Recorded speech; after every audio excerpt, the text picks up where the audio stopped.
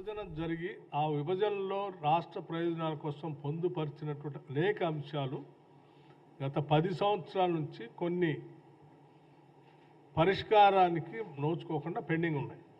ఆ పరిష్కారానికి నోచుకోకుండా పెండింగ్ ఉన్నటువంటి రాష్ట్ర ప్రయోజనాలు పనికొచ్చే అన్నీ కూడా అజెండాలో ఉంటాయి. రాష్ట్ర విభజన జరగక ముందు తెచ్చినటువంటి చట్టంలో 7 మండలాలు లేవు. 7 మండలాలు తెలంగాణకే ఉన్నాయి.